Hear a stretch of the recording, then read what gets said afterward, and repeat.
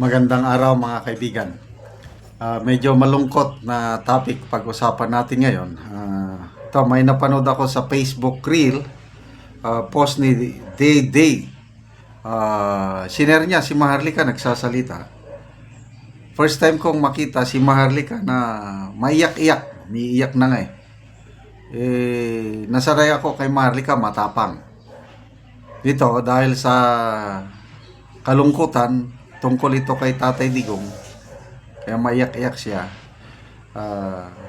Yung sinabi niya na kwento daw ni Ma'am Hanilet Abansinya sa kanya na si Tatay Digong sa loob ng kulungan nagbibigay na siya ng habilin o yung last will and testament. Nako, delikado yun.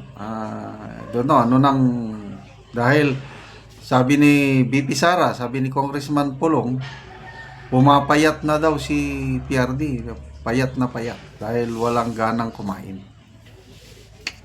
Okay, pakinggan muna natin si Maharlika. This is not being weak. Okay? I'm being emotional. Kasi nandito ako eh. Di ba sinabi niyo naman nilet na nung pumunta siya sa dahig, hindi siya nagsalita, hindi siya nagpa-interview. Nung last yun eh, nakita niyo yun di ba sa vlog? Since sinabi naman niya, yung nararamdaman niya kahapon, I think, pwede ko nang sabihin, nung paglabas niya doon sa ICC, ang bigat talaga. Pinunto nga na sa amin na nagla-last will si Pangulong Duterte. Yun, last will. Nagbibigay ng mga kalinabilin or something. At sabi naman niya, okay siya. Pero I think, I don't know. I mean, only God knows. Only God knows.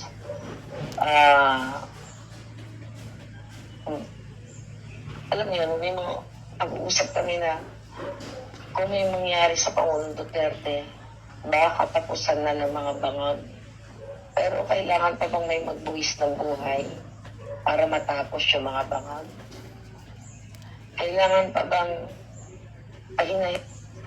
Which is, alam ko rin kung saan bansa siya pupunta. I know, parang hindi ko pwedeng sabihin. Okay, so, ayun. Malapit sa isa't isa si Ma'am Hanilet at saka itong si Maharlika. Kaya yun, sinishare ni Maharlika yung ikwinento sa kanya ni Ma'am Hanilet at ako, medyo nababahala na rin ako yung ganyan na nagsasabi na ng last will, pahabilin, last will and testament. I don't know kung ano na si Tatay Digong na isabay pa doon sa nangangayayat siya. So, sana naman wala pang mangyaring masama kay Tatay Digong. Ang dalangin ka lang sa Diyos, yung makalabas muna siya. Yung temporary release. Diba yun ang inaabangan natin? Huwag po kayong maniwala kasi may mga nagpo-post na nakalabas na daw. 2 o 3 kaibigan ko nang nag-message sa akin na totoo bang nakalabas na si Tatay Digong? Ang sagot ko, hindi. Fake news pa yan. May nakikita talaga akong post sa social media na nakalabas na. So, tungkol po sa paglabas ni Tatay Digong, huwag basta maniwala sa mga post. Ang paniwala natin kung ang post galing kay Attorney Harry Roque. Yun, dahil nandun siya mismo sa Netherlands.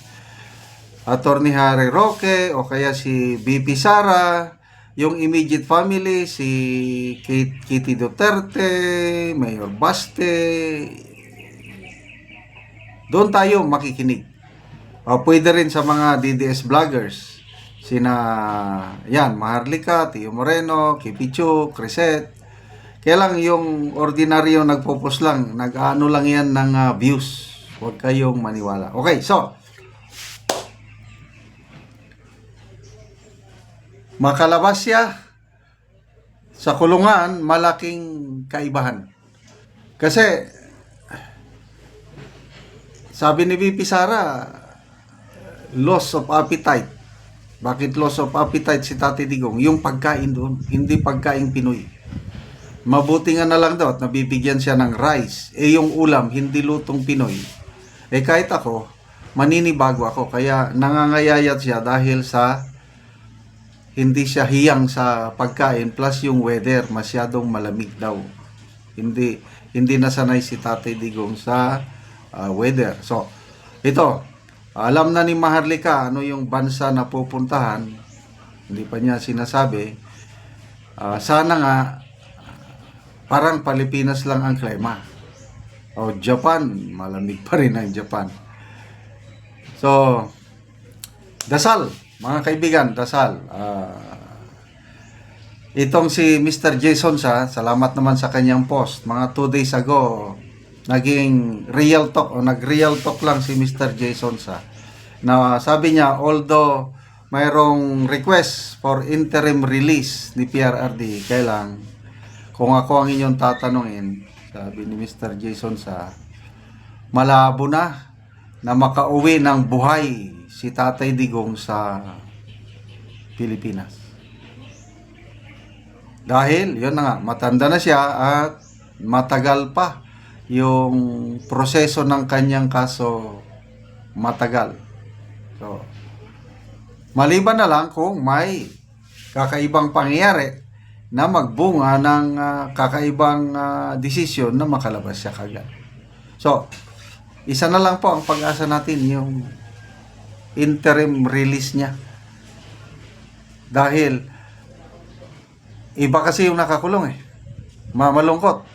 Kung nakalabas siya, at least, libreng makabisita ang kanyang family members, plus tayo siguro, mga nagmamahal sa kanya, makabisita kung malapit lang, wag lang sa malayo.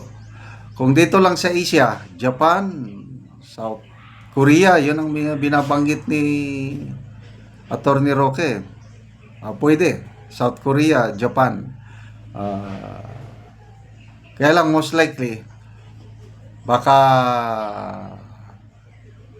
kung akong tatanungin nyo, baka dyan pa rin sa Netherlands Kasi, ang Netherlands, nandyan na yung ICC, ayaw ng Netherlands na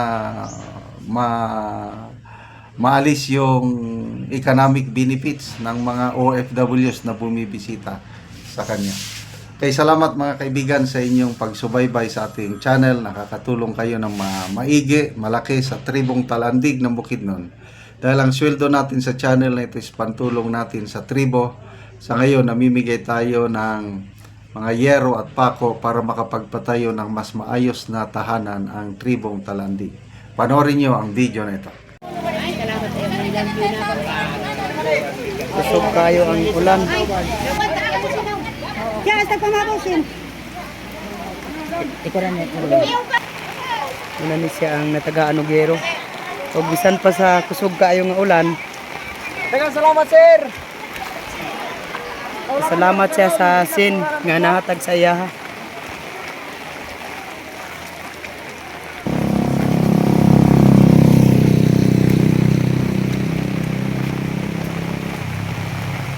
O karon abot na gid siya sa iyang gipatindog nga balay. Kay kini nakigpuyo lang ni sa iyang amahan. O karon mo na ni ang iyang gipatindog nga balay. So ugma magatop na lang gid ni siya. Kay ulan namang gyud, kusog kayo ang ulan apan sa ilang kalipay di kuha digid nila ang sin. Unang-una akong pasalamatan ang atong Ginoo o kanang atong nag-sponsor o salamat sa iyang gihatag nga sin kay makabalay na gyud ko. Unya nagigpuyo ra ko sa akong mama karon makalain na gyud ko. Kaya daghang salamat. Yan da. At salamat ko kay kuan kanang madagan pa ang matagan ani nga kuan ug sin para dagan gyud ang magkapanalamat sa inyo o kiran bisan pag ulan di ko gyud nako ako sin kay excited kay mi Oo. na kaming tanan natagan diri sa sitio Gayton. Oo. So, salamat kayo. Salamat kayo, sir. Oh, salamat. Salamat. Oo.